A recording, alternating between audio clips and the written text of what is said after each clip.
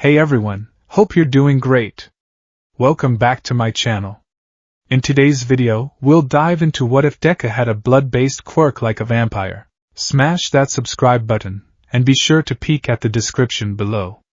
Let's begin. The posters on the wall watched him, their smiles eternally bright, their poses a promise of a better world. All Might, in his signature red, white, and blue, stood with his fists on his hips, a beacon of absolute victory. Crimson Riot's stony jaw was set in a grimace of chivalrous determination. Edshot's lithe form was a whisper of silent justice. They were his gods, his pantheon of hope, and every night, he performed a profane ritual at their feet. Izuku Midoriya sat on the edge of his bed, the springs groaning a soft complaint. The air in the room was stale with the scent of old paper, teenage boy, and a faint, cloying undertone of antiseptic that always clung to his secret. His hands, usually fluttering with nervous energy as they scribbled notes in his hero analyses, were unnaturally still. Before him on the nightstand was a small, black, lockable case, the kind one might use for delicate electronics. For Izuku, it held something far more precious and far more shameful. With a click, the case opened. Inside, nestled in custom-cut foam, was his kit. A sterile, single-use syringe still in its plastic wrapper. A small roll of medical tape. Alcohol swabs. And the centerpiece of this nightly sacrament, a flat, plastic pouch of O-negative packed red blood cells, cool to the touch. He'd acquired it 2 nights ago from the biohazard disposal bin behind a small, private clinic a few towns over. It was meant for incineration. Waste. That's what he told himself. No one was harmed. It was just recycling. The lie tasted like ash in his mouth. His body, however, did not care for moral quandaries. It was screaming. A deep, cellular ache had settled in his bones, a profound chill that no blanket could warm. His thoughts felt slow, syrupy, as if his brain were running on low power. This was the emptiness. The deficiency. The baseline state of Izuku Midoriya, the boy with the quirk that was a curse. His quirk, which he had secretly, bitterly, named Sanguine. With practiced, almost robotic motions, he swabbed the skin on the inside of his left wrist. The cool of the alcohol was a sharp sting. He unwrapped the syringe, punctured the port on the blood pack, and drew a precise measure. Not too much, never too much. Just enough to function. He then turned his attention to the other item in the case, a sleek, black wristband. It looked like a fitness tracker, but it was his own design, cobbled together from parts he bought online. A small, reinforced port sat on its surface. He injected the blood into the port. A quiet, near-silent pump whirred to life inside the device, a sound only he could hear. The band was designed to introduce the blood into his system slowly, directly into his veins, mimicking a natural process as much as possible to avoid shock. The relief was immediate and breathtaking. It started as a trickle of warmth spreading from his wrist, a blush of heat chasing away the deep-seated cold. It was like pouring water onto parched earth. His muscles unwound, the ache receding. The fog in his mind cleared, thoughts snapping back into sharp focus. The world, which had seemed muted and gray, bloomed back into color. He could feel his own heartbeat, a steady, strong rhythm now instead of a tired, fluttering pulse. Energy, pure and vital, flooded his system. He was no longer a ghost inhabiting a body. He was alive, and he hated it. He hated the dependency, the visceral proof that he was not, and could never be, normal. He hated the source of his strength, the dark secret that made a mockery of the smiling heroes on his walls. He slumped back against his pillows, the empty syringe still on his nightstand, a testament to his sin. He pulled out his latest notebook, Hero Analysis for the Future, No. 13. And tried to lose himself in the familiar comfort of dissecting Kamui Wood's lacquered chain prison. But even as he wrote, he could feel them, 2 small, needle-sharp points pressing against the inside of his upper lip, retracted but ever-present. His fangs. A permanent, physical reminder of the predator that lived inside the hero-worshipping boy. He was a vampire in a world that worshipped the sun. The next morning, the vitality he had stolen felt like a rapidly dwindling resource. Sanguine was a demanding, inefficient engine. The blood he took in didn't just sustain him. It was actively consumed by every action. Walking to school burned a little. Thinking hard in class burned a little more. The constant, low-level stress of hiding his secret from everyone, especially from Kaken, burned the most. Still staring, Deku? Izuku flinched, his head snapping up from his notebook. Katsuki Bakugo stood over his desk, hands stuffed in his pockets, a sneer plastered on his face. Behind him, his two lackeys snickered. Get your creepy, muttering face out of that stupid book and look at the world around you. Bakugo growled, his voice a low crackle of condescension. Oh wait.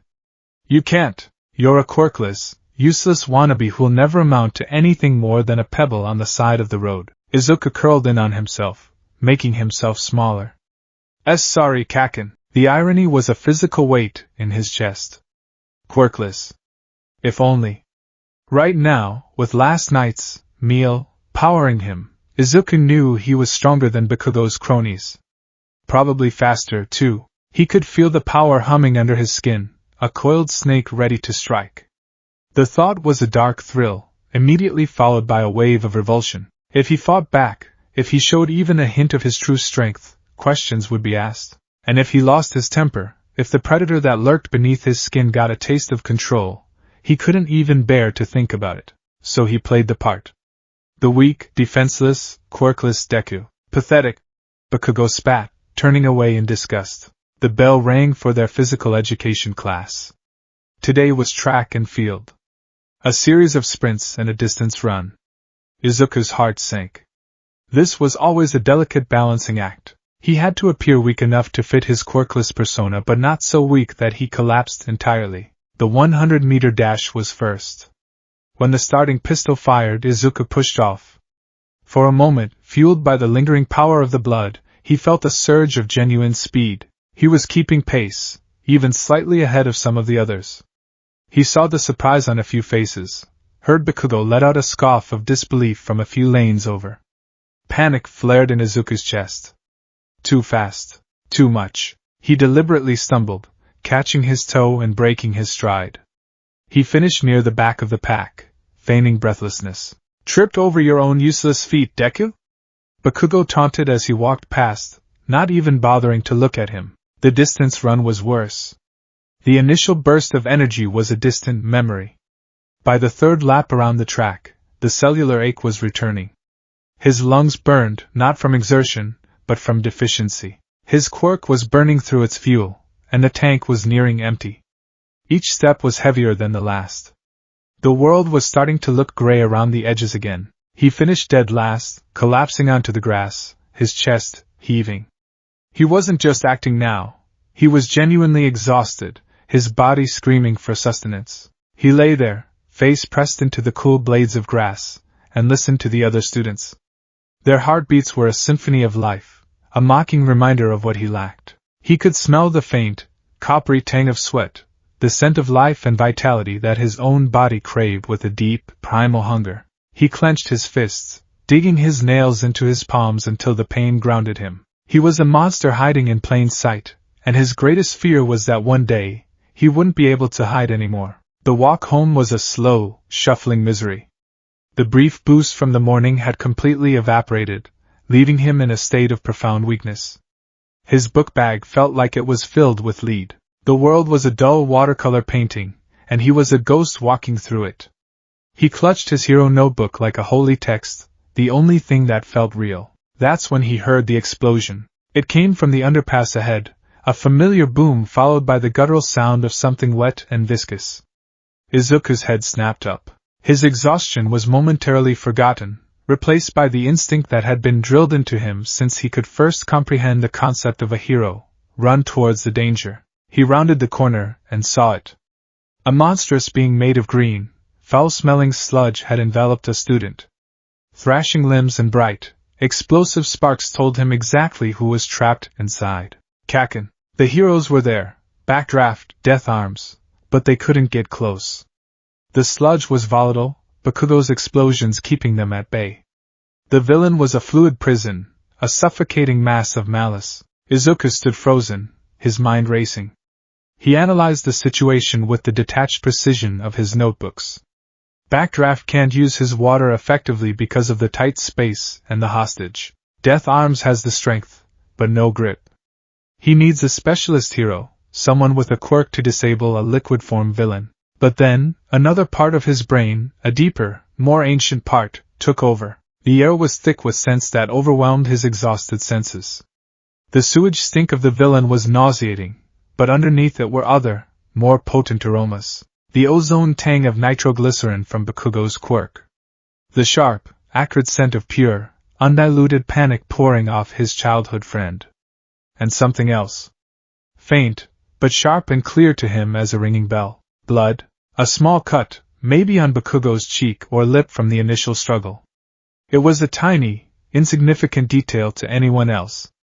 To Izuku, it was a siren's song.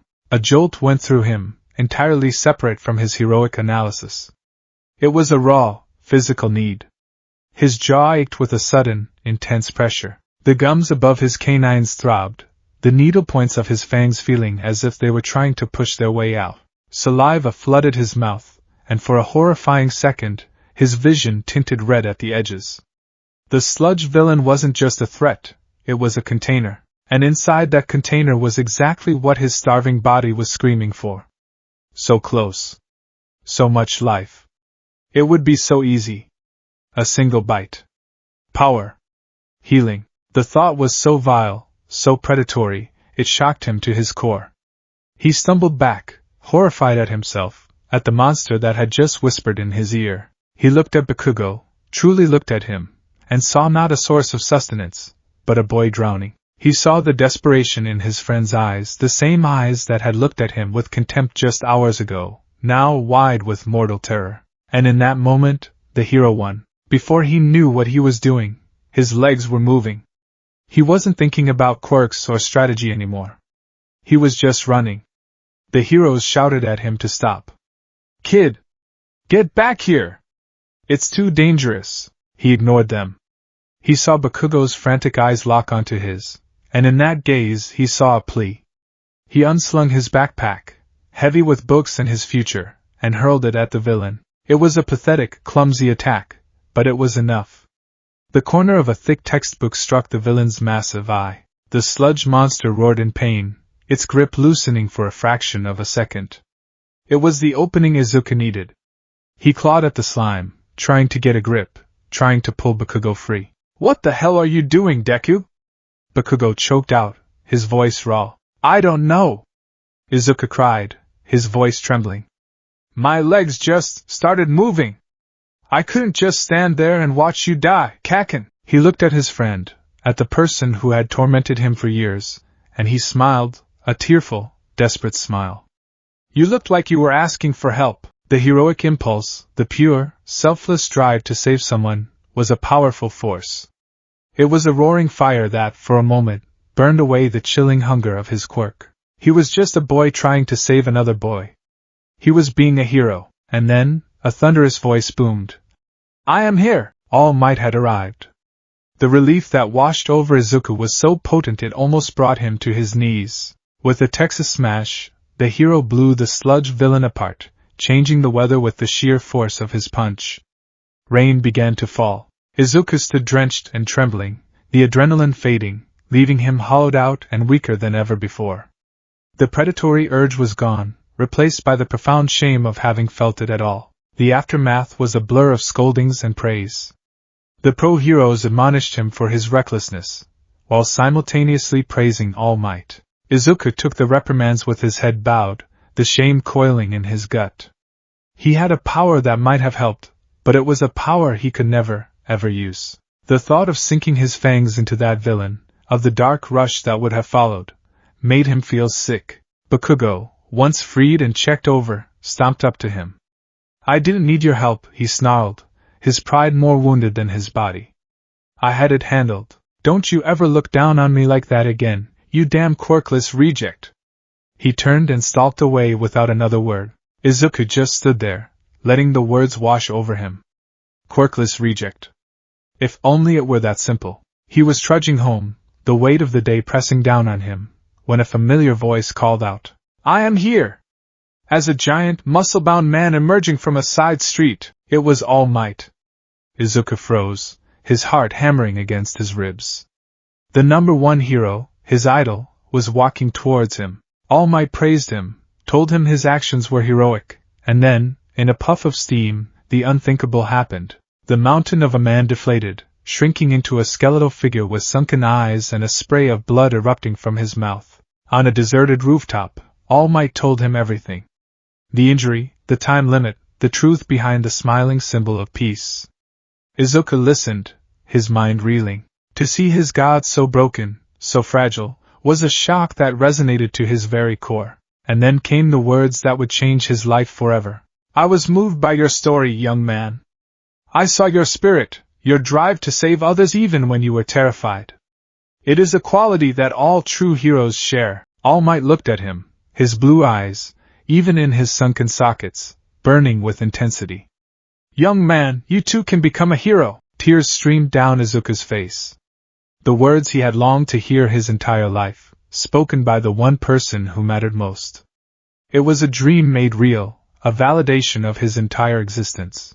All his struggles, all his pain, it was all worth it for this one moment. But as the initial wave of euphoria crested, a cold tide of reality pulled it back. He could be a hero. All Might believed in him. But there was a lie at the heart of it all.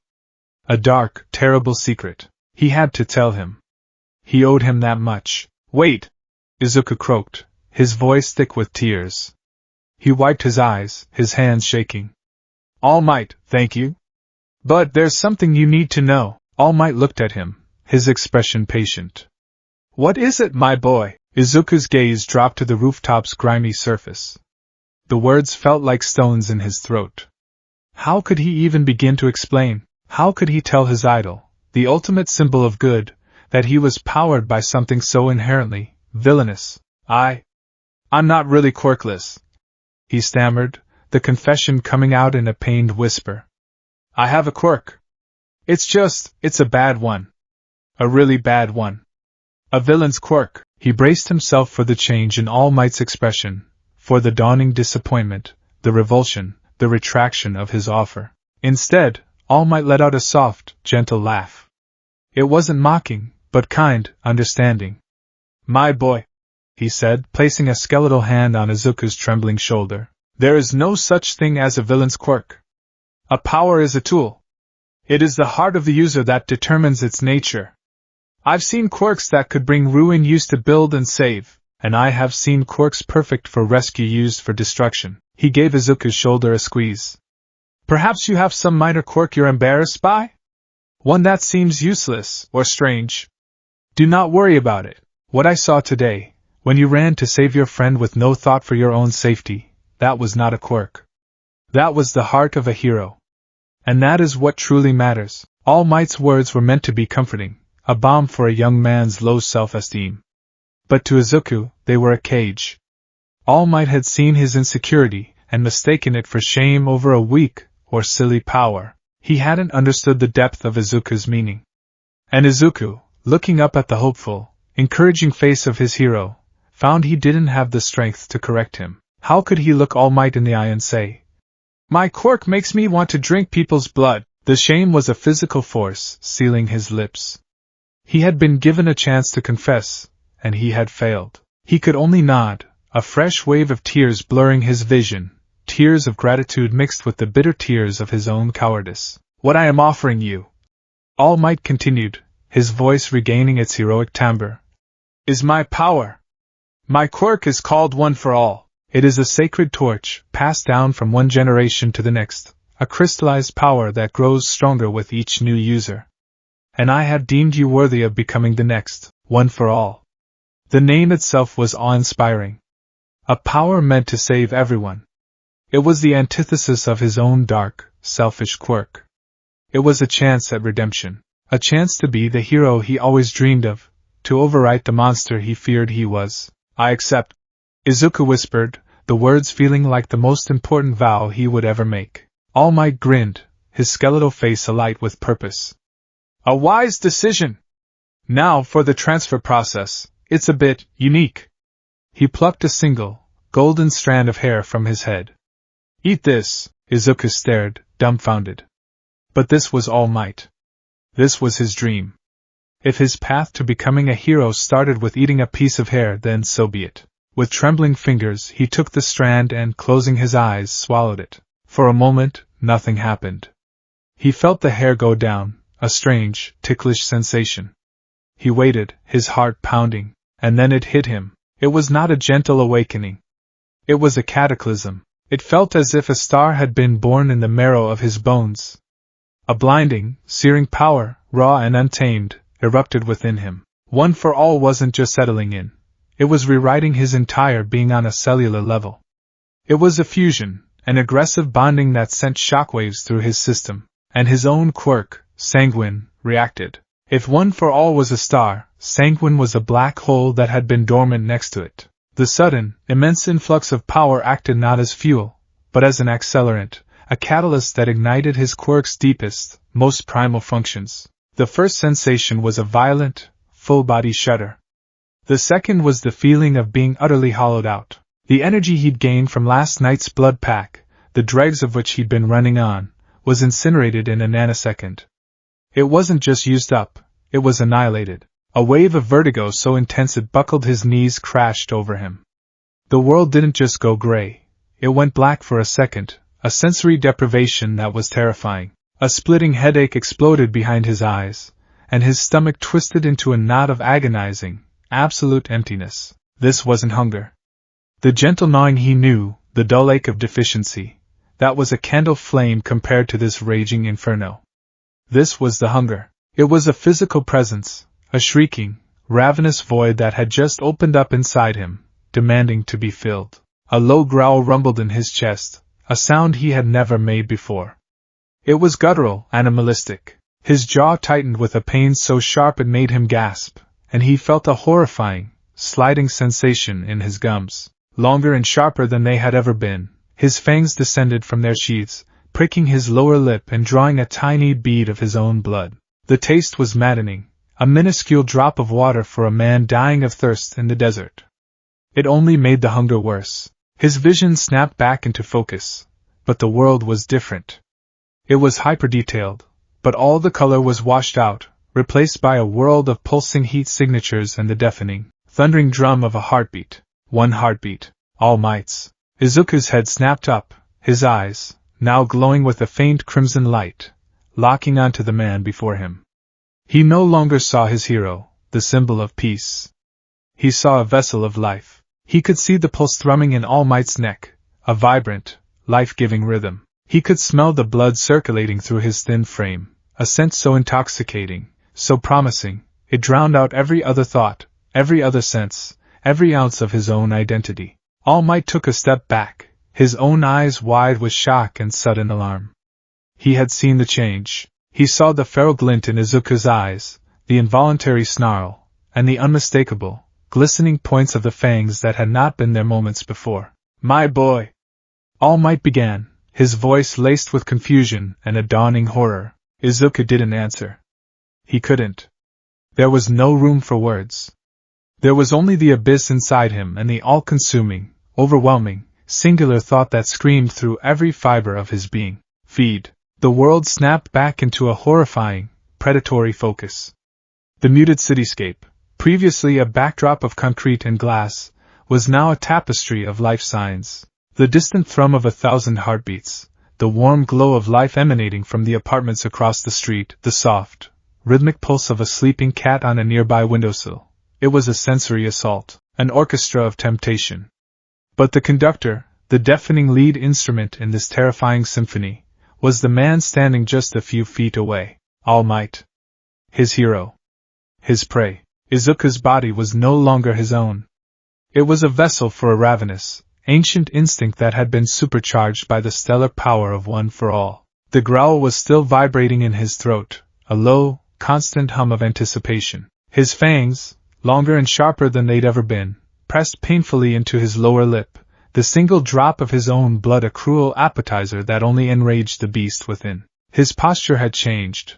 He was coiled, his center of gravity lowered, a predator ready to spring. He could see the intricate network of veins beneath All Might's thin skin, a roadmap to salvation. All Might, for the first time in Izuku's living memory, looked scared. Not for himself, The symbol of peace didn't feel fear in that way, but for the boy in front of him, he saw the crimson glow in Izuku's eyes, the feral snarl twisting the features of the crying child from moments before. He saw the fangs. This wasn't some minor, embarrassing quirk. This was something primal. My boy, All Might said again, his voice carefully level, betraying none of the shock he felt. He held up a hand, not in a defensive posture, but a placating one. Izuku. Look at me. Breathe. The name Izuku pierced through the red haze.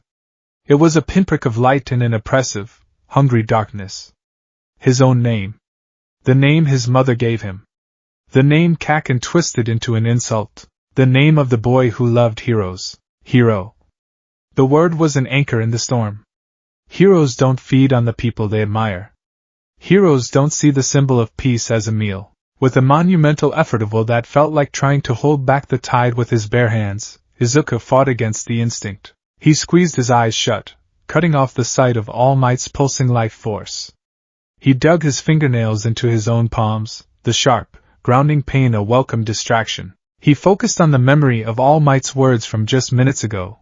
You too can become a hero. A choked, strangled sob escaped his lips, and he collapsed to his knees. The crimson glow in his eyes faded, leaving them a dull, exhausted green. The fangs retracted with a painful click, scraping against the inside of his mouth. The predatory tension vanished, leaving him a trembling, hollowed-out husk on the rooftop. The hunger was still there, a roaring void in his core, but his own mind was back in control of the wheel. I'm sorry, he gasped, the words tearing from his throat. I'm so sorry, All Might. I couldn't. All Might was at his side in an instant, his skeletal form kneeling beside him. The alarm in his eyes was replaced by a deep, profound concern. He had seen the struggle, the war that had just been waged within this child. It's all right, young man, he said, his voice soft. I am here. You're safe. He hesitated, then asked the question that hung heavy in the air. Your quirk, the one you called bad. This is it, isn't it? Izuku could only nod, his body shaking uncontrollably. The shame was a physical sickness, churning in his empty stomach.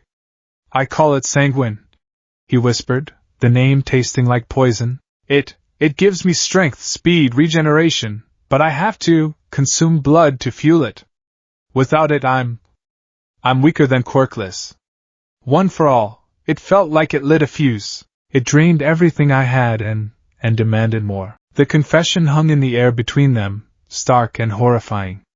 Izuku kept his eyes fixed on the ground, unable to bear the look of disgust he was sure would be on his hero's face. He had offered him a sacred power, and Izuku had immediately turned it into a weapon of monstrous appetite. He waited for the judgment, for All Might to take back his offer, to call him a monster and leave him on this rooftop alone. Instead, he felt a bony hand on his back, rubbing small, comforting circles. I see, All Might said after a long, thoughtful silence. His voice was heavy, but not with condemnation. It was the voice of a man facing a problem of immense, unforeseen complexity. I asked you to trust me with your dream, but I did not give you the chance to trust me with your truth. I dismissed your concerns. That was my failing as a mentor, young Midoriya. I apologize. Izuku's head snapped up, his eyes wide with disbelief. Apologize? All Might was apologizing to him? But I wanted to, but you didn't. All Might interrupted firmly. The instinct was there, yes. A dark one, I will grant you. But your heart, your will, the hero within you, fought it back. And you won. That is what matters. That is the proof I needed. He offered a small, tired smile. Though it does complicate our training plan just a tad. The knot of terror in Izuku's chest loosened, just slightly. He wasn't being cast out. He wasn't being called a monster. He was being seen as a problem to be solved, and for a boy whose life was a series of unsolvable problems, that was a lifeline. This changes things? All Might continued, getting to his feet and helping Izuku up. This synergy, or perhaps parasitism, between One for All and Sanguine is dangerous. OFA is a stockpiling quirk of immense physical power.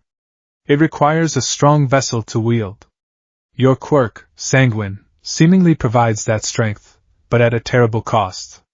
It's a vicious cycle. To use my power, you must feed yours. He began to pace the rooftop, his mind clearly working at a rapid pace. The American dream plan is still the goal. Your body must be made strong enough to handle one for all without an immediate, catastrophic fuel deficit. We will clean Dagoba Municipal Beach Park. But we will have to add another layer to your training, control, and supply. The word hung in the air. Supply. The blood packs. The stolen waste. The dirty secret that fueled his existence. I get them from clinic disposal bins, Izuku admitted, the shame returning full force. I know it's wrong, but All Might stopped pacing and looked at him. It is a solution born of desperation, my boy. Not malice. From now on, that stops. We will find a better way. A legal, ethical way. But first, the beach. 10 months. It will be the hardest 10 months of your life. You will push your body to its absolute limit, and you will have to manage your condition every step of the way. Can you do that? Looking at the unwavering belief in his hero's eyes, Izuku felt a flicker of something he hadn't felt in a long time. Hope. Not just the vague dream of being a hero, but the concrete hope that he could actually manage the monster inside him. Yes, he said, his voice steadier than it had been all day. Yes, I can. The first month of training at Dagoba Beach was a special kind of hell. The mountain of trash was a monument to decades of apathy, a sprawling, rusted maze of forgotten appliances and discarded junk. And Izuku Midoriya was a ghost trying to move a mountain. He adhered strictly to All Might's diet and exercise plan, but his own quirk's needs were a constant, draining tax on his system. He had started the 10 months with a single, precious blood pack left, and he was rationing it with the desperation of a starving man. He'd take the smallest possible amount each morning, just enough to keep the worst of the cellular ache at bay. The result was a grueling, frustrating crawl. He tried to haul a refrigerator, his muscles screaming not just from the strain but from the energy deficit. All Might would shout encouragement. Go beyond, plus ultra. But Izuku's body had nothing more to give. He was running an engine on fumes, and every attempt to rev it just made it sputter and die. More effort, young Midoriya. All Might would boom, his hands on his hips. Your heart is willing, but your body must follow. Izuku would just nod, panting, tasting the bitter tang of failure. All Might thought he was simply weak. He didn't understand that Izuku was fighting a war on two fronts, one against the trash, and a far more desperate one against his own internal economy. By midday, the small dose of blood would be completely metabolized, and the familiar, chilling weakness would set in. He'd spend the rest of the day feeling like a sleepwalker, his movements clumsy, his strength a pathetic fraction of what it should be. The nights were worse. He'd lie in bed, his body aching with a profound emptiness that no amount of sleep could fix. The hunger was a constant, low growl in the back of his mind. He'd scour the internet for news of villain attacks, his mind perversely noting the number of injured, the potential sources. He would slam his laptop shut in disgust each time, horrified by the direction of his thoughts. After 5 weeks of this agonizingly slow progress, Izuku knew something had to change. He couldn't do it like this. He was going to fail. He was going to disappoint All Might, and the dream would die before it even truly began. That night, under the cloak of darkness, he put on a black hoodie and a face mask and made his way to a private medical supply distributor on the industrial side of town. His heart pounded a frantic rhythm against his ribs, a mixture of fear and self-loathing.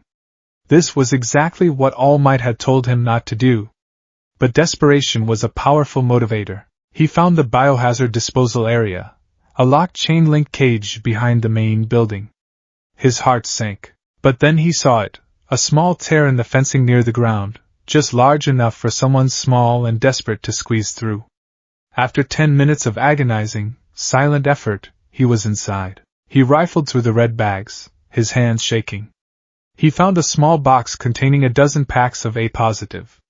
Not his preferred O-negative, but beggars couldn't be choosers. Sanguine was not picky, though less compatible blood types offered a slightly less efficient energy conversion. He stuffed them into his backpack and slipped away into the night, feeling like the villain he was so terrified of becoming. The weight of the stolen blood in his bag felt heavier than any refrigerator. The next morning, before heading to the beach, he administered a full pack. The effect was staggering. The world, which had been a dull, gray landscape for weeks, exploded into vibrant color. The chill in his bones was banished, replaced by a thrumming, vital heat. He felt powerful, whole. When he arrived at Dagobah, All Might was already there, standing atop a mountain of rusted cars. "You're looking more lively today, young Midoriya," he boomed. "Did you finally get a full night's sleep? Something like that." Izuku called back, the lie stinging his tongue. He approached a large, rusted freezer he hadn't been able to budge the day before. He took a deep breath, gripped the edge, and lifted. His muscles, now properly fueled, responded instantly. The freezer tilted, then lifted off the ground. It was still immensely heavy, but it was possible. A grin split Izuku's face, the first genuine smile he'd had in weeks. He spent the day in a whirlwind of activity, hauling, dragging, and stacking junk with an energy that stunned both himself and his mentor. All Might watched from his perch, a proud, satisfied smile on his face. "Yes! That's the spirit! Your body is finally starting to adapt! Plus Ultra!" Izuku's heart ached with guilt. This wasn't his body adapting. This was a chemical solution. A lie. He was cheating. But as he successfully loaded the freezer onto the truck, the feeling of accomplishment was so potent, so intoxicating, that it almost drowned out the shame. Almost. This became the new routine. The 10 months passed in a blur of grueling labor fueled by stolen life. He became an expert at hiding it. He kept his supplies in a hidden compartment, under a loose floorboard in his closet. He administered his fuel with his wrist-mounted device, which he disguised as a simple sweatband. He learned to manage the ebb and flow of his energy, pushing himself to the brink, then pulling back just before the deficiency became noticeable to All Might. One afternoon, a close call nearly exposed everything. He had just finished a particularly strenuous task, clearing a tangle of rebar and concrete, and was feeling the familiar drain. He ducked behind a large pile of tires, fumbling in his bag for one of the emergency syringes he'd started preparing. He administered the dose quickly, the blessed warmth spreading through his arm. He sighed in relief, pocketing the empty syringe, but in his haste he didn't notice a small, sterile wrapper fall to the sandy ground. "Excellent work with that rebar, my boy," All Might said, suddenly appearing around the tire pile in his skeletal form. Izuku jumped, his heart leaping into his throat. Thanks, All Might," he stammered, trying to appear casual. All Might's gaze drifted to the ground near Izuku's feet. His eyes narrowed.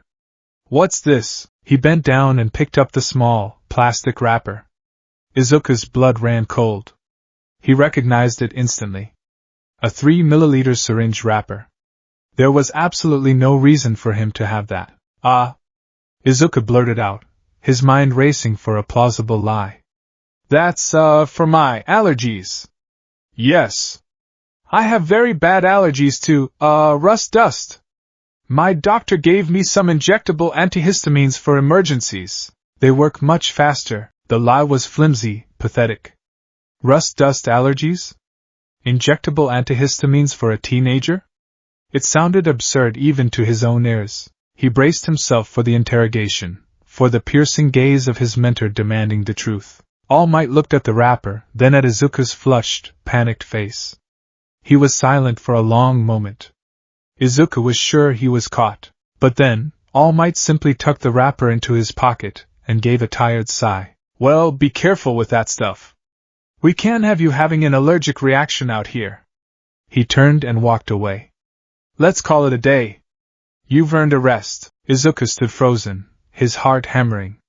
He didn't know which was worse, if All Might had believed his terrible lie, or if he hadn't, and had chosen to let it go. The latter seemed more likely, and the thought that his hero knew he was hiding something, and was giving him the space to hide it, was a kindness that felt like a hot brand of shame. A few weeks before the entrance exam, the beach was clean. The sun set over a pristine shoreline, the sand golden and unblemished. Izuku stood beside All Might, his body transformed. He was no longer a scrawny, weak boy. He was lean, muscular, and wiry, a testament to 10 months of back-breaking labor. The last of the trash had been hauled away that morning. He had done it. Incredible! All Might said, his voice filled with genuine pride. You did it, young Midoriya.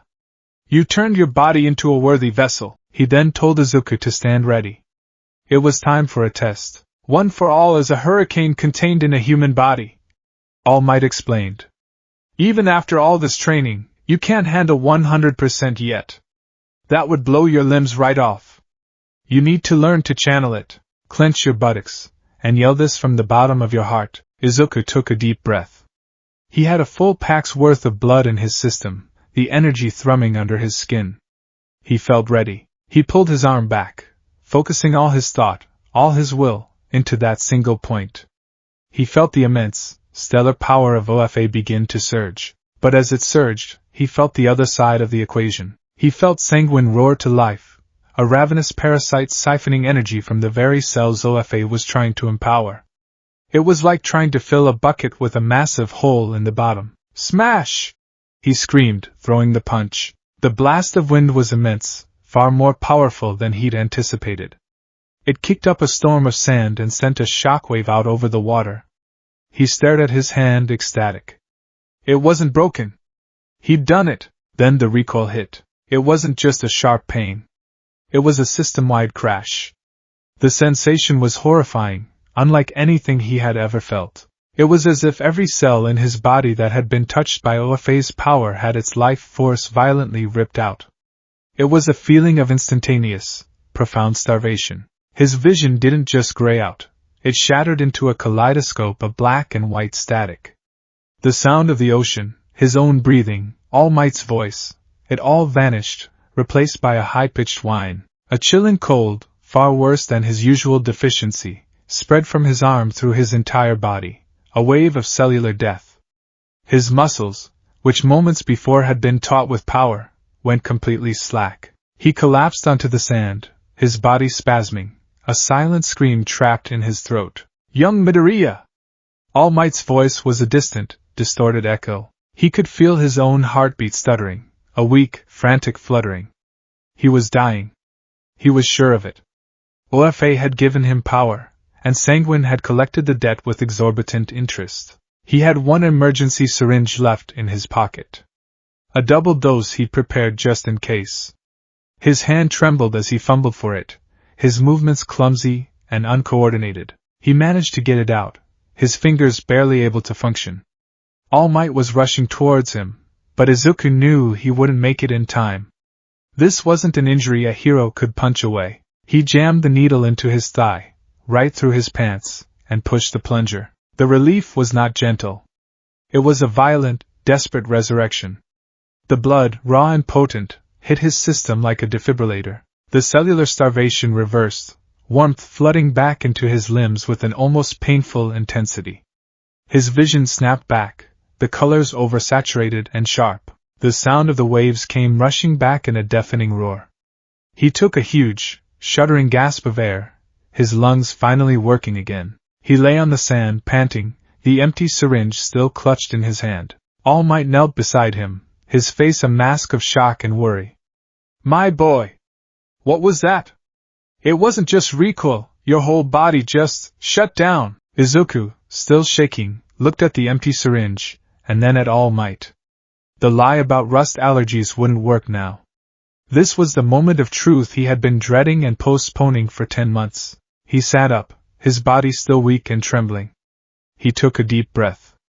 In his mind, the pieces finally clicked into place, forming a terrifying, perfect picture. He pulled out the secret notebook he'd started, the one not for hero analysis, but for analyzing himself. He had to understand it, to name it, before he could explain it. It's the cost, Izuku whispered, his voice hoarse. One for all is the engine. It's a V8 engine from a muscle car, capable of incredible output. But my body, my quirk. Sanguine, it's the fuel tank, and it's a tiny, leaky, inefficient tank. He looked at his mentor, his eyes pleading for understanding. When I use OFA, it's like flooring the accelerator. The engine roars to life, but it consumes fuel at an impossible rate. That punch, that 5% smash, it didn't just burn the fuel I had in the tank. It tried to burn the fuel lines, the gas cap, the very metal of the tank itself. It tried to consume my life force directly. The blood, it's not just fuel. It's a buffer. It's a coolant. It protects me. Without it, one for all will consume me from the inside out. His dream, once a shining beacon, now had a concrete, terrifying cost attached to it. Every smash, every powered leap, every heroic act would push him closer to that horrifying edge of starvation. To be a hero, he would have to constantly walk a razor's edge, balancing the power to save others with the hunger that threatened to consume him. The morning of the UA entrance exam, Izuku stood before the colossal gates of his dream school. He had 2 full packs of blood in his system, the most he'd ever used at once. He felt a nervous, jittery energy, the power humming under his skin like a live wire. He was as ready as he could ever be. The written exam was simple enough. But the practical, that was another story. As he stood in the staging area for practical exam Site B, surrounded by dozens of other hopefuls, his sanguine quirk was in overdrive. The air was thick with the scent of life, of power, of nervous energy. He could smell the unique chemical signature of each person's quirk, a cacophony of aromas that was both intoxicating and deeply unsettling. He had to actively suppress the urge to analyze them not as fellow students, but as potential sources. Then he saw her. A girl with a round, kind face and rosy cheeks. He was so lost in his own head that he stumbled, and would have fallen flat on his face if she hadn't touched his arm, her quirk activating and making him weightless for a moment. "Whoa, are you okay?" she asked, her voice bright and cheerful. "Super sorry for using my quirk on you without asking. But it'd be a bad omen if you tripped, right?" Izuku floated for a second, stammering his thanks. Her name was Achiko Uraraka. Her touch was warm, and her presence was calming, a pocket of simple kindness in the overwhelming sensory chaos. When Present Mix's voice signaled the start, Izuku was left in the dust. Everyone else burst into action, and he was left standing there, a moment too late. He shook himself and ran into the mock city. The fighting was frantic. He saw a 1-pointer bot and hesitated. How much power? 1%? 2%? He channeled a tiny sliver of OFA into his legs and leaped, but the drain was still noticeable, a tiny flicker of cold in his core. He punched the bot, destroying it, but felt another flicker. Each action had a price. He destroyed another, then a third, but he was falling behind. He had maybe 20 points, while others were racking them up with explosive, flashy quirks. And then the ground began to shake. The 0-pointer rose from between the buildings, a titan of metal and wiring that dwarfed everything around it. Its shadow fell over the street, and everyone did the smart thing. They ran. It was an obstacle, not an objective. Izuku turned to run too, but then he heard a cry of pain. He looked back and saw her. Uraraka. She was trapped under a pile of rubble, her leg pinned. The 0-pointer was advancing on her, its massive tread grinding ever closer. No one was helping. They were all running for their lives. In that instant, there was no calculation. There was no weighing of cost versus benefit. There was only the image of a kind girl in mortal danger. It was the sludge villain all over again, but this time, he wasn't powerless. This time, he could do something. He channeled everything. The 2 packs of blood surging through his veins, the 10 months of grueling training, the desperate hope in his heart, and the stellar, catastrophic power of one for all. He crouched, and the ground cracked beneath his feet. He leaped. The air rushed past him as he rocketed towards the heavens, a green blur of pure determination. He soared higher and higher, until he was level with the 0-pointer's massive head. He saw Uraraka's wide, terrified eyes looking up at him. He pulled his arm back, remembering All Might's words. A worthy vessel. But as he channeled 100% of OFA into his right arm, he felt the cost in real time. It was the 5% smash magnified 1,000 times. It was a black hole opening in his chest, sucking the life and warmth out of his entire body. The blood he had stored, his precious fuel, was vaporized in an instant. The power, having consumed its offering, began to feed on him. The energy required for the punch was being ripped from his very bones, his muscles, his soul. He felt his bones in his arm begin to fracture and splinter under the strain even before he threw the punch. Smayawash! His fist connected with the robot's faceplate. The metal imploded. The head exploded in a shower of sparks and shrapnel. The massive body tilted, then crashed to the ground inert. He had done it. He had saved her. And then, gravity reasserted itself. The power vanished, leaving a terrifying, absolute void. He was falling.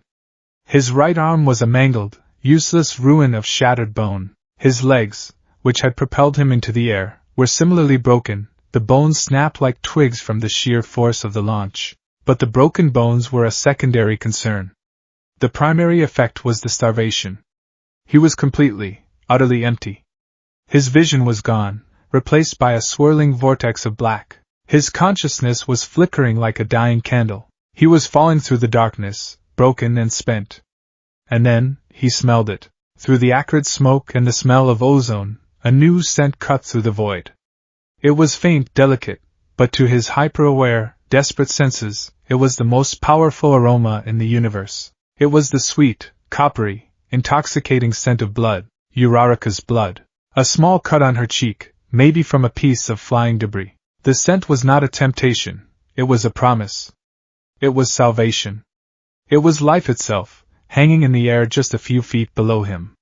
The hunger, which had been created by the smash, now had a target. The beast he had fought on the rooftop was back, and this time, it was infinitely stronger, infinitely more desperate. His fangs descended, long and sharp, a reflex he couldn't control. A guttural, desperate noise escaped his throat. His instincts, the only thing still functioning in his dying body, took over completely. They screamed a single, unified command: lunge, bite, feed, live. His falling body, broken as it was, tried to obey. He twisted in the air, a broken puppet pulled by predatory strings, his head turning towards the source of that life-giving scent. He was going to attack her. He was going to become the monster. Just as his senses were about to be completely overwhelmed, a hand slapped him across the face. Release! He felt a sudden, profound weightlessness. The fall stopped. His body, caught in Uraraka's anti-gravity quirk, floated harmlessly a few feet from the ground. The physical contact, the warmth of her hand on his cheek, her voice filled with worry and awe, it was a splash of cold water to the face. Humanity rushed back in. The red haze receded. He saw her face, her eyes wide with concern, not fear. He saw the small, insignificant cut on her cheek. The scent was still there, but now it was just a scent again, not a siren's call. The fangs retracted, and the monstrous urge was caged once more, leaving him trembling and horrified in its wake. He had passed the exam.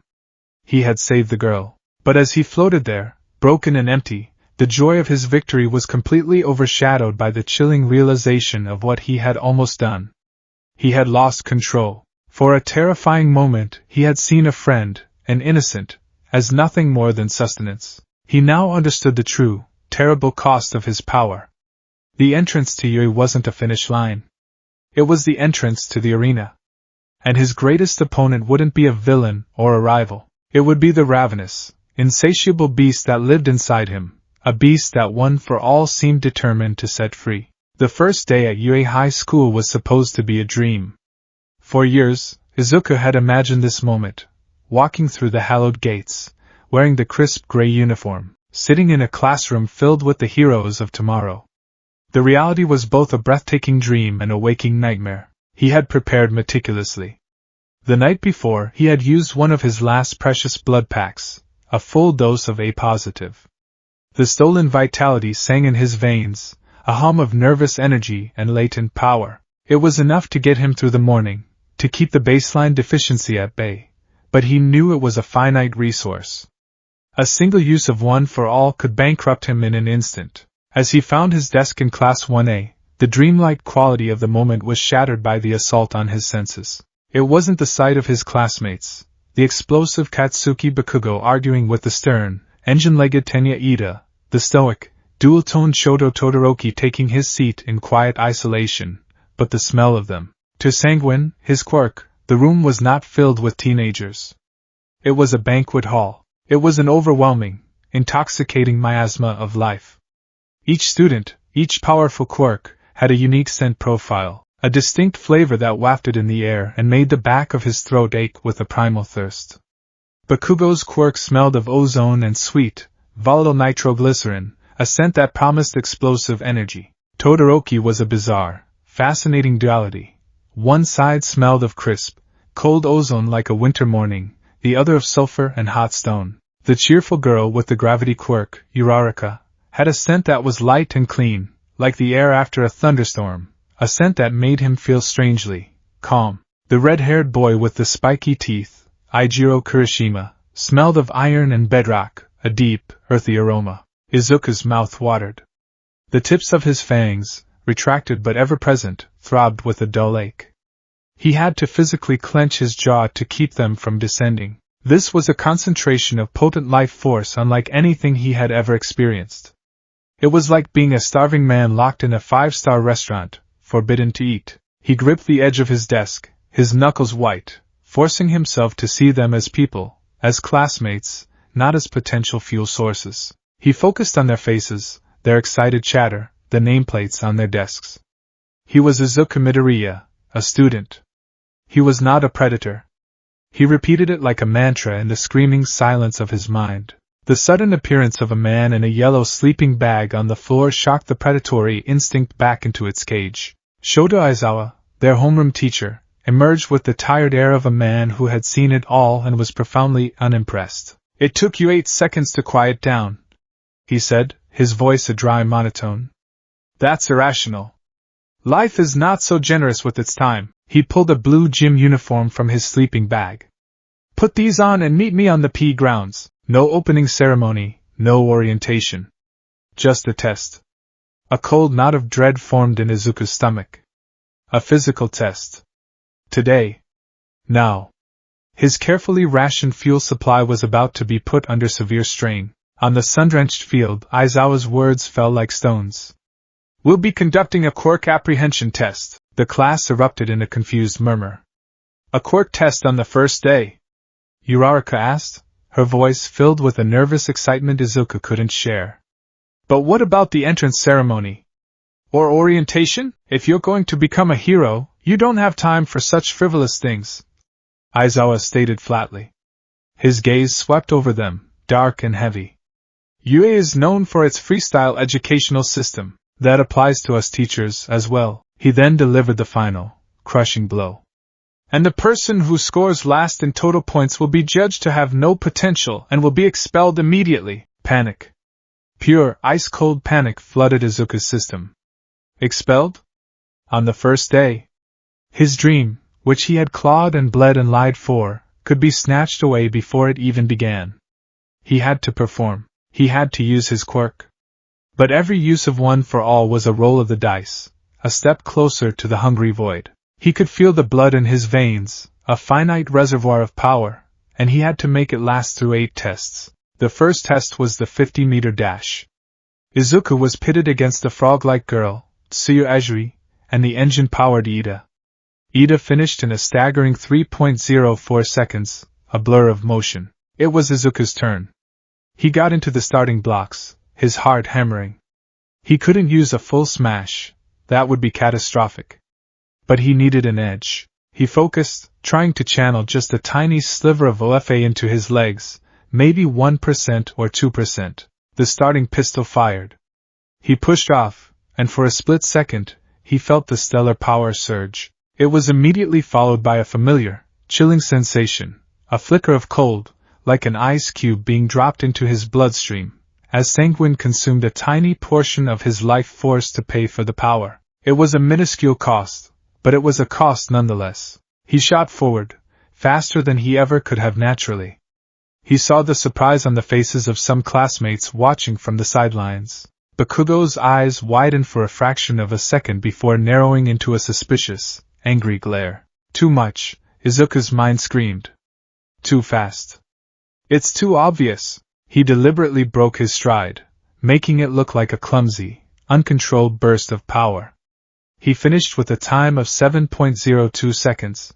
Pathetic for a quirk user, but believable for someone with a strength enhancement quirk they couldn't properly control. He stumbled to a halt, feigning breathlessness, but the slight dizziness and the faint chill in his legs were very real.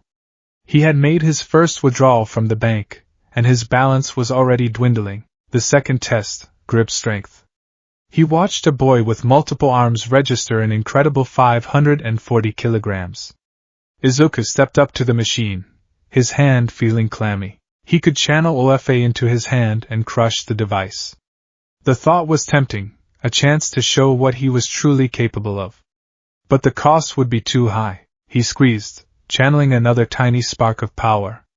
The machine's digital display shot up, stopping at 56 kilograms, decent, but utterly unremarkable. He felt another flicker of cold, another drop in his internal fuel gauge. The world seemed a tiny bit less vibrant. Standing long jump. He cleared the sandbox, but just barely, using another carefully metered burst of OFA that left his legs feeling even colder. Side-to-side stepping, he performed averagely, relying on his 10 months of physical training rather than risking another power expenditure. Each test he avoided using his quirk felt like a small victory, a conservation of precious resources. But he knew his overall score was suffering for it. He was playing it too safe. He was on track for last place. By the time they reached the final test, the ball throw, Izuku was in a state of quiet desperation. The initial morning rush of vitality was gone. The small, repeated uses of OFA had drained him more than he'd anticipated. A dull, familiar ache was starting to settle deep in his bones. The colors of the field seemed muted. The voices of his classmates sounded distant. He was running on fumes. And the most demanding test was yet to come. Bakugo stepped up to the circle. With a furious roar of "Die!" he unleashed a massive explosion, using the blast to propel the ball. The resulting score was a staggering 705.2 meters. "Die!" Izuku muttered, a bead of cold sweat trickling down his temple. The casual violence of it was shocking, but the raw power was undeniable. Uraraka was next. She tossed the ball lightly, and as it floated upwards she touched it with her fingertips. It continued to rise, untethered from gravity, sailing up and up into the endless blue sky. Aizawa's device beeped, displaying a single, shocking symbol, infinity. Infinity. The class gasped in unison.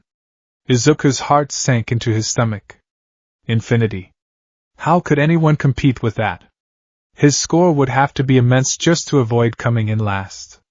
He had no choice. He had to use one for all. He had to go for a big score. Finally, it was his turn. He stepped into the circle, the soft ball feeling heavy and cold in his hand. He could feel 20 pairs of eyes on him. He could feel Aizawa's analytical gaze, cold and sharp. He could feel Bakugo's burning, hateful stare. He took a deep breath and reared back, ready to pour everything he had left into this one throw, to unleash a smash that would shatter his finger but save his place at UA. And then, nothing. The power he tried to summon wasn't there. The familiar, stellar well of OFA was gone. He looked down and saw the floating strands of Aizawa's hair, his eyes glowing a malevolent red. "I erased your quirk," Aizawa stated, his voice dangerously low as he pulled Izuku towards him with his capture weapon. That entrance exam was certainly not rational. A person who would so readily destroy his own body for a single act is of no use. Izuku's blood ran cold.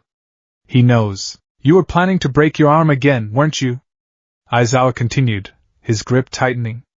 "Hoping someone would come and save you from the consequences? And no, that's not it." Izuku stammered, but his mind was reeling. Aizawa had erased his quirk. He was quirkless again. Truly, utterly quirkless. The thought was a dagger of pure terror. He was exposed, helpless. He was just Deku. But then, as the initial wave of panic subsided, he felt something else. A darker, deeper sensation that had been masked by the hum of OFA and the stolen blood. The hunger. It was still there. A cold, gnawing emptiness in his core. He could feel the throbbing ache in his gums where his fangs lay hidden. Aizawa hadn't erased that. Aizawa couldn't erase his fundamental biology. Sanguine wasn't a power he activated. It was a state of being. It was a curse woven into his DNA. The realization was both terrifying and, in a strange way, grounding. He was not entirely powerless. He was just a different kind of monster now. "I've returned your quirk," Aizawa said, his eyes returning to normal. "You have one more chance with this throw. Get it done." He stepped back, leaving Izuku alone in the circle. The pressure was immense. His entire future at Yui rested on this one throw. He had to prove he wasn't a one-trick pony, that he wasn't just a self-destructive liability. He remembered his training with All Might. The long months on the beach. He remembered All Might's frantic advice before the exam: focus the power where you need it. Don't let it explode out of you. He took his stance, the ball held tight. He closed his eyes and focused. Not on his whole arm, not on his whole body. Just on the absolute tip of his index finger. He drew on one for all, calling the stellar power to that single, tiny point. The energy, immense and volatile, began to concentrate. But as he did, another instinct took over, a desperate act of self-preservation from his other, darker quirk. Sanguine, sensing the imminent, catastrophic energy overload, responded. It drew upon the last, precious dregs of the blood he had consumed that morning, not to fuel the power, but to contain it. He felt a strange, reinforcing sensation in his index finger, as if his own quirk was wrapping his bones and tissues in a protective, vital sheath. It was an unconscious, symbiotic act, OFA providing the explosion, Sanguine providing the cannon. He opened his eyes, his gaze filled with a desperate, feral intensity.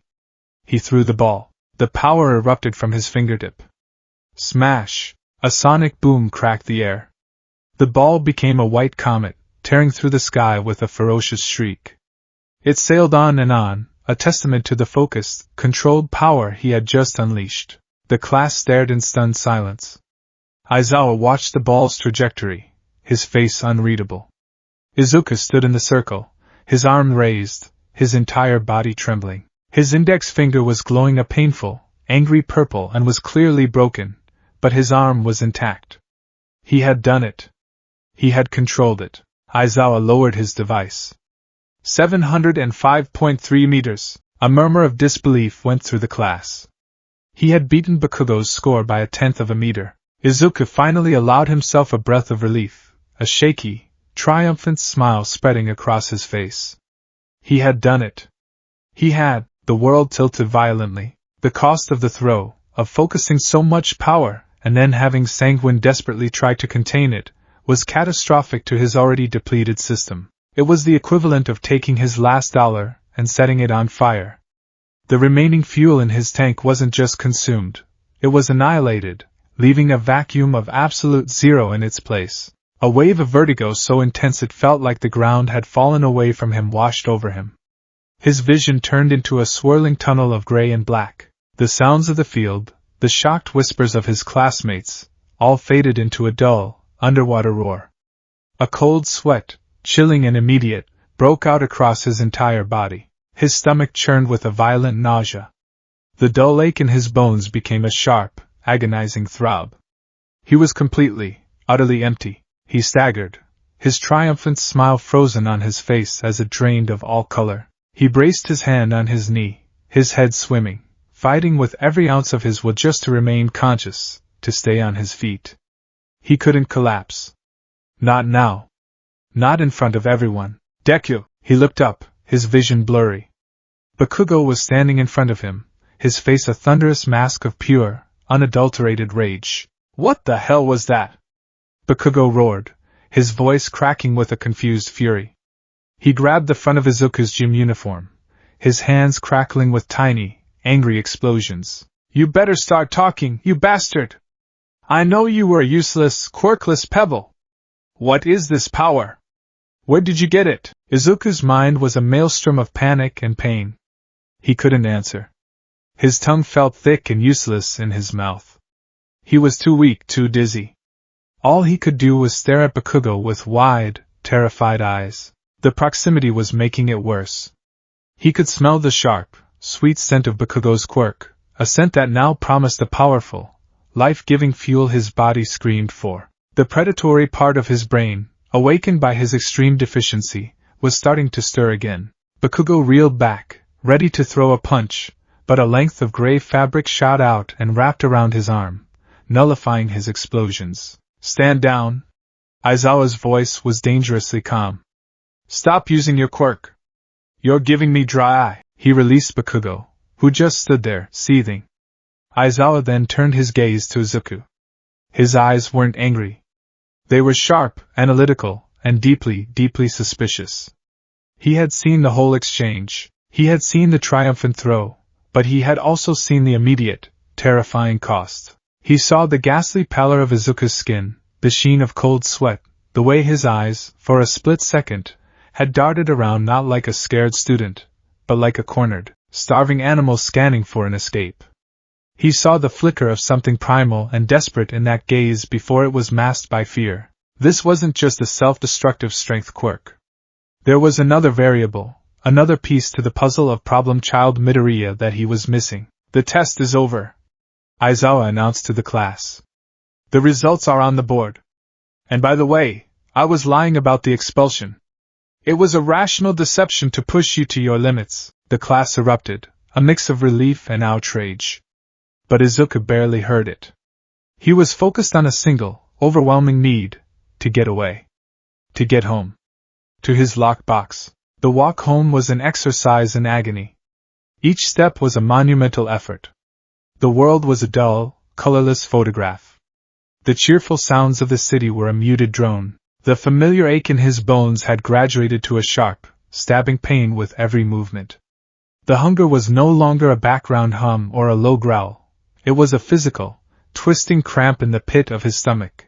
His body was cannibalizing itself, trying to find energy where there was none. He stumbled into his apartment, his mother greeting him with a cheerful, "Welcome home, Izuku! How was your first day?"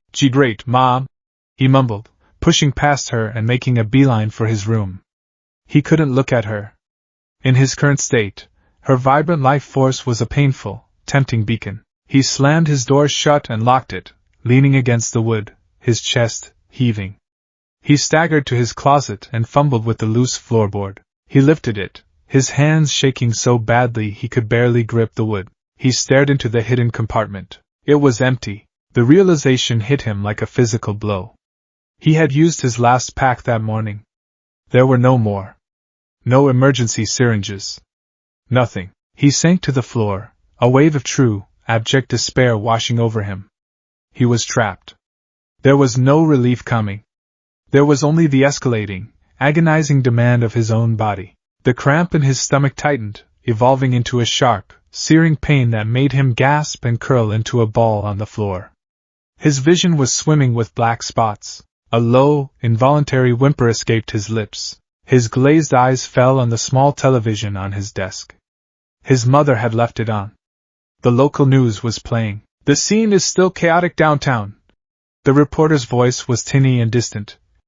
"After a brazen daylight robbery was foiled by the hero Kamui Woods, the villain, apprehended moments ago, reportedly caused significant property damage. Paramedics are on the scene, treating several civilians for minor injuries. The word cut through the fog of his pain like a lightning strike. It was a key turning a lock in the most primal part of his brain. The abstract, agonizing hunger suddenly had a direction. A location. A source. Downtown. Paramedics. Blood. The thought was not his own.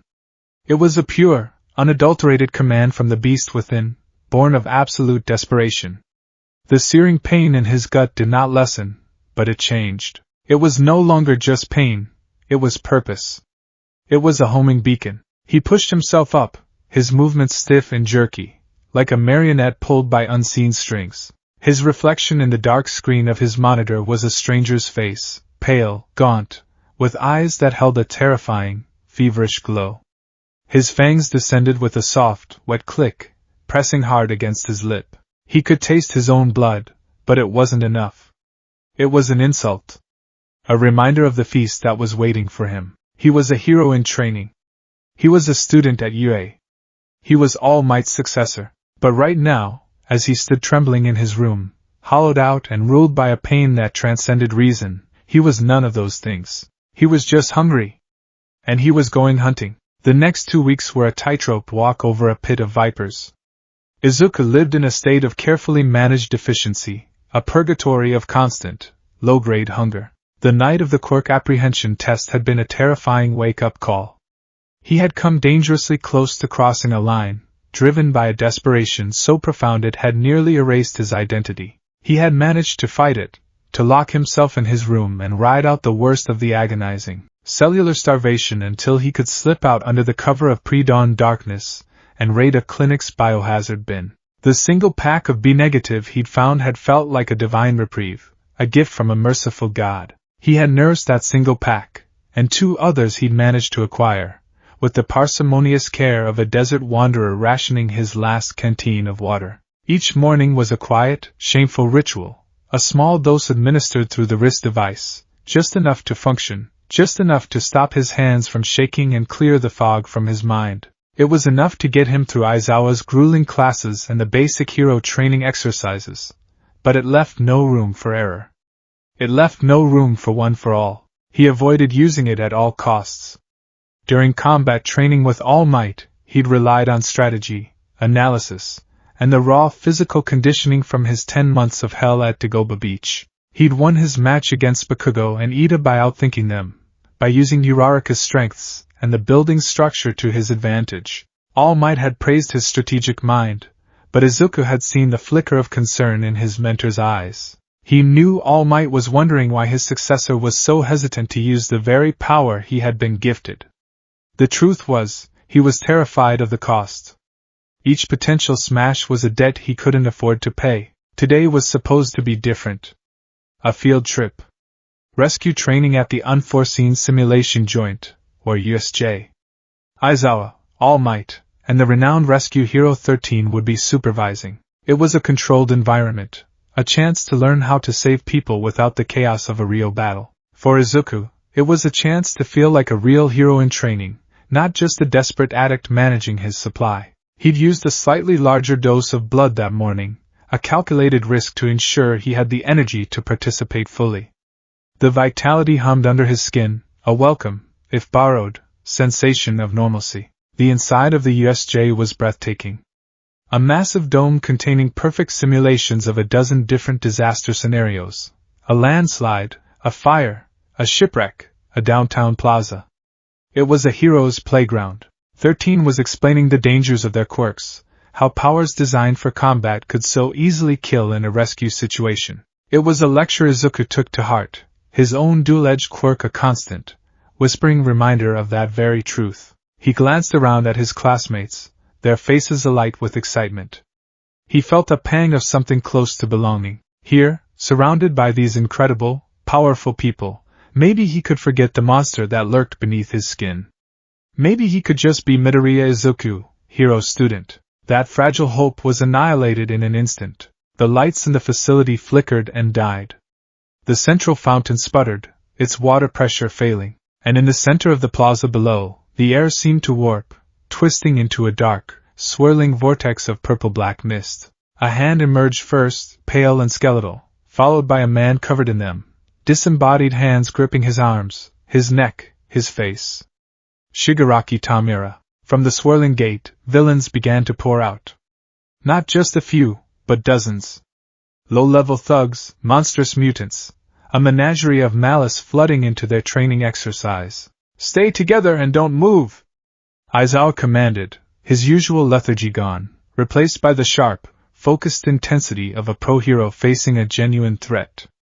He pulled his yellow goggles over his eyes. 13, protect the students, Kaminari, the electric user, stammered. "What the heck? Are these like the robots at the entrance exam?" "No." Aizawa's voice was grim as he prepared to leap into the fray.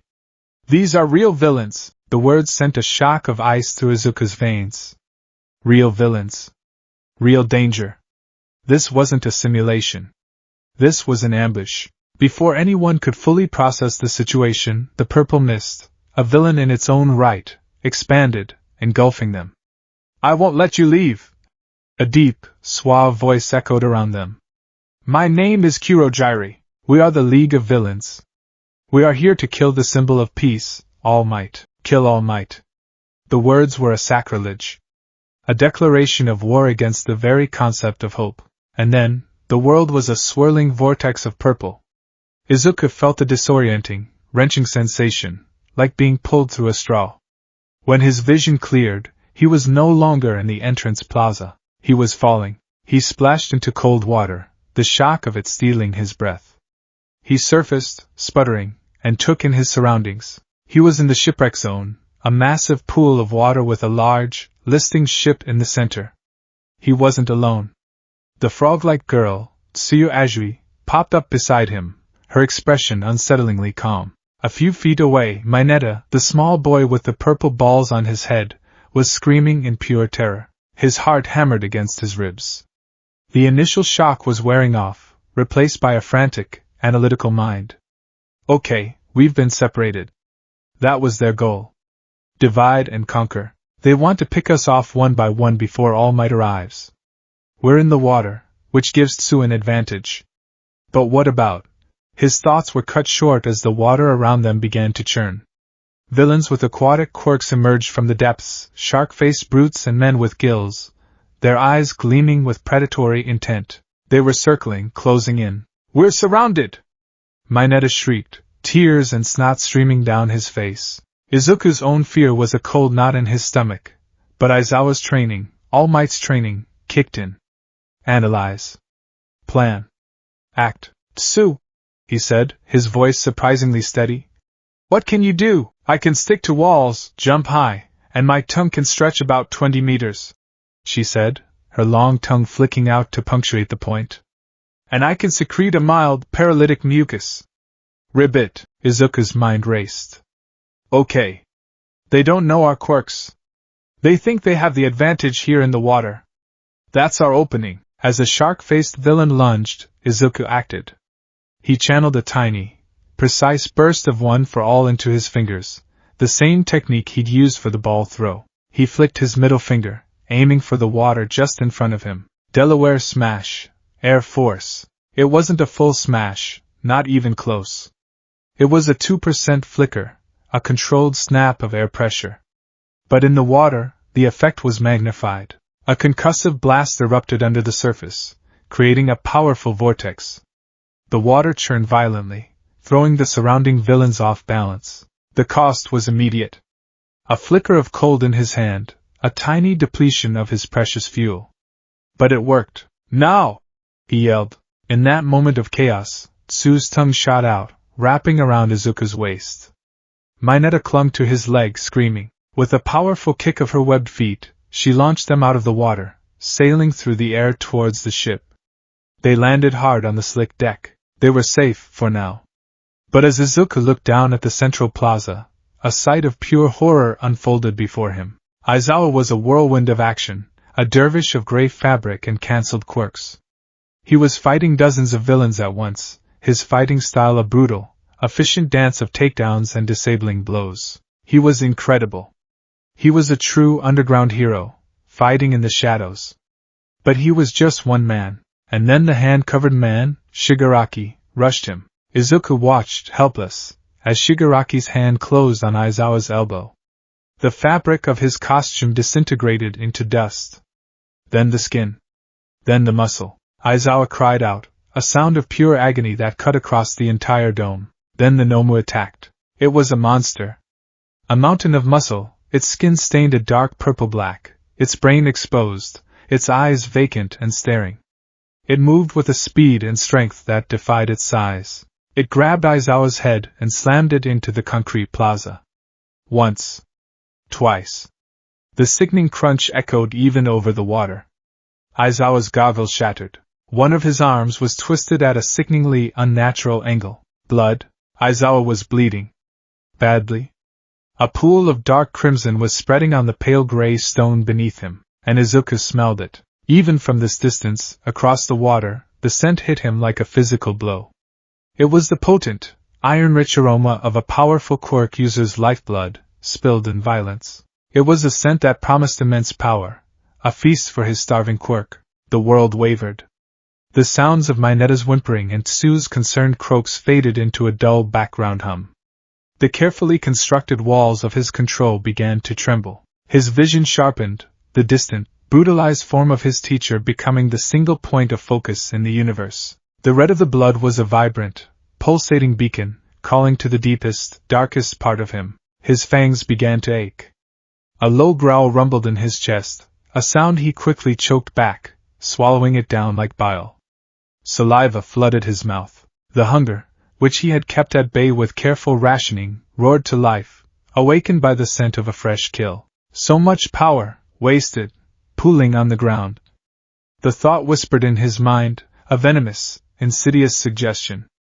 Just a taste, it would make you so strong, you could save everyone. Midoriya? A hand on his shoulder. It was cool and slightly damp. He flinched, whirling around, his eyes wild. For a split second, he didn't see his classmate. He saw a threat. A rival. It was Tsu. Her large, dark eyes were wide with concern. Are you okay? You're shaking. Ribbit. The simple, human contact was an anchor. The sound of her voice, her placid, rational presence, cut through the red haze. He looked at her, then at the terrified, sobbing Mineta, and the spell was broken. These were his friends. His responsibility. He was not a predator. He was a hero in training. He took a deep, shuddering breath, the air burning in his lungs. I'm fine. He lied, his voice strained. He turned his gaze back to the plaza, forcing himself to see the tactical situation, not the feast. They're torturing him. They're waiting for All Might. A new kind of feeling began to burn in his chest, eclipsing the hunger. It was rage, a pure, righteous fury at the sight of his teacher being so brutally dismantled, at the sheer, gleeful cruelty of the villains. We can't just stand here, he said, his voice now cold and hard. What can we do? Mineta wailed. They'll kill us. They think we're just kids, Izuku said, his mind racing, formulating a desperate, reckless plan. They don't know what I can do. If I can create another vortex, a bigger one, it might pull all of them in, even that giant monster. It could buy Aizawa-sensei some time. That's crazy! Mineta cried. You'll be the first one they kill. It's a good plan, Tsu said, her gaze steady on Izuku. She saw the new, hard light in his eyes. She didn't understand it, but she trusted it. But what happens after? Before Izuku could answer, a thunderous crash echoed from the entrance of the USJ.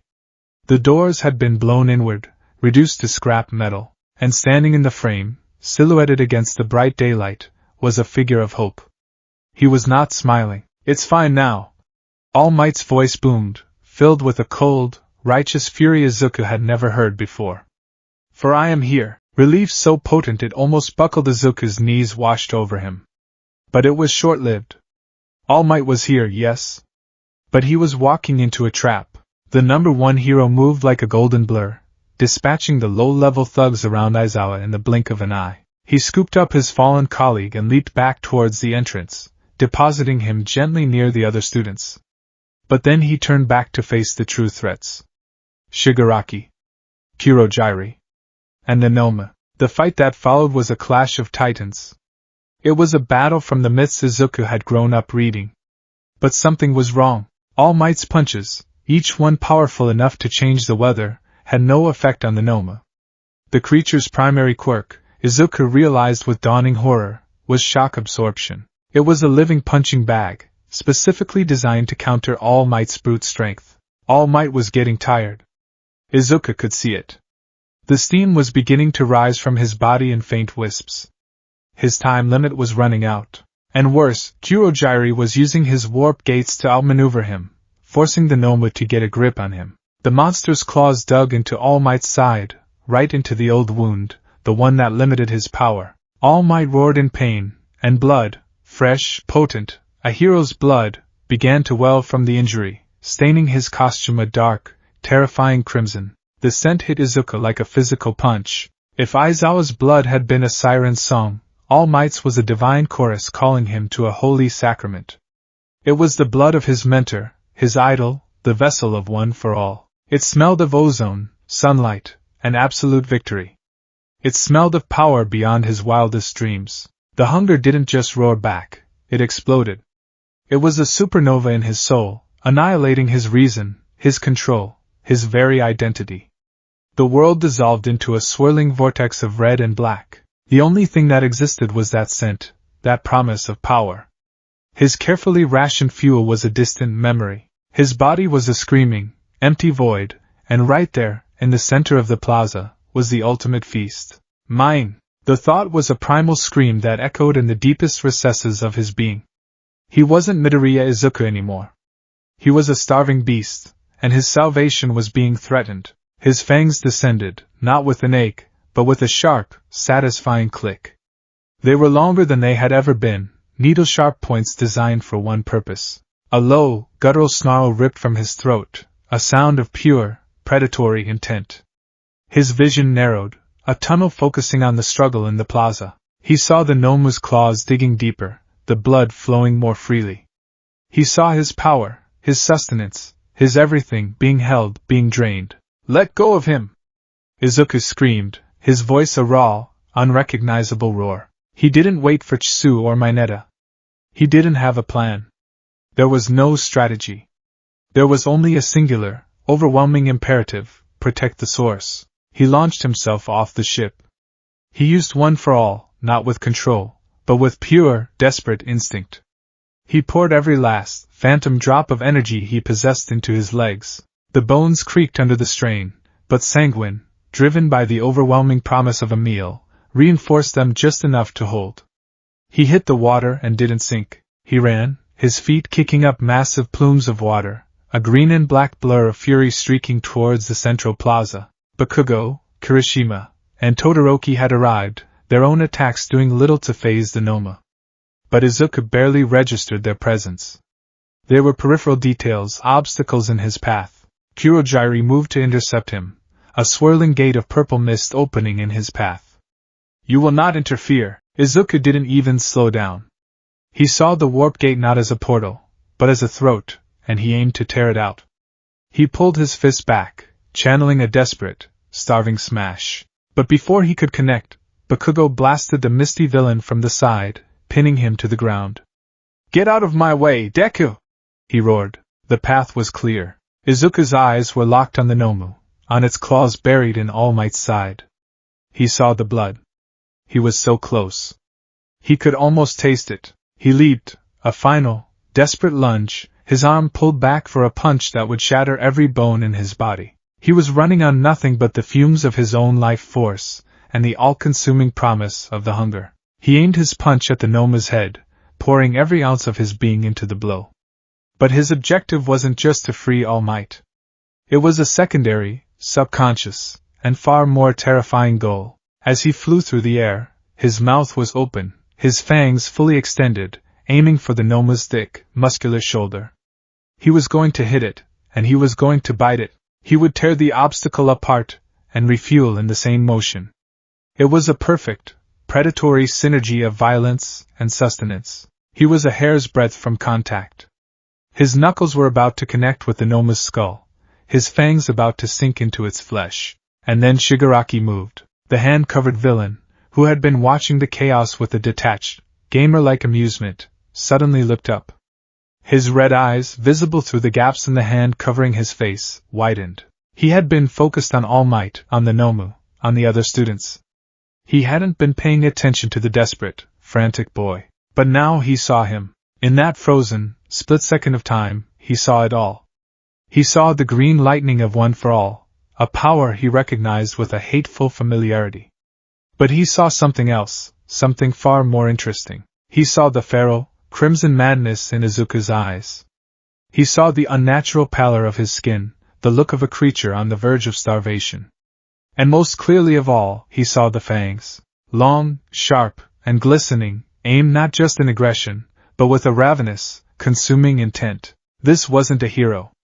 This was a fellow monster. The punch connected. Izuku's smash, fueled by pure desperation, hit the Noma with enough force to make the shock-absorbing creature stagger back, its grip on All Might finally broken. But Izuku's own body paid the price. The bones in his arm shattered into 100 pieces, a sickening, wet crunch echoing in the sudden silence. The pain was immense, but it was nothing compared to the agony of the catastrophic energy deficit that immediately followed. The void returned black and absolute. He had failed to bite. The lurch of the punch had thrown off his trajectory. He had freed his hero, but he had not fed his demon. He collapsed to the ground, a broken, empty puppet, his arm a mangled ruin. His consciousness was already fading, the world dissolving into a dark, swirling mess. But before he blacked out, he heard it. A sound that would haunt his nightmares. Shigaraki Tamura started to laugh. It wasn't a sound of amusement. It was a dry, rasping, scratching sound, like fingernails on a chalkboard. It was a sound of pure, dawning delight. He pointed a shaky finger at the collapsed form of Izuku Midoriya. Cheater! Shigaraki rasped, his voice filled with a giddy, insane discovery. You're using a cheat code. He turned his gaze to All Might, who was clutching his bleeding side, his face a mask of confusion and horror. What are you, hero? Shigaraki's voice rose, cracking with excitement. A monster playing dress-up? A vampire pretending to be a savior? I saw that! I saw his fangs! All Might's gaze snapped from Shigaraki to Izuku. He saw his successor, his boy, lying broken on the ground. But for a split second, just before the fangs retracted in unconsciousness, he saw them too, glistening, sharp, and utterly inhuman. He saw the last vestiges of the feral, crimson light fade from Izuku's eyes, replaced by the vacant look of someone utterly spent. The secret was out. The monster had been seen. And in the sudden, chilling silence of the USJ, surrounded by villains and allies alike, All Might finally, truly understood the terrible nature of the power that now resided in his chosen successor.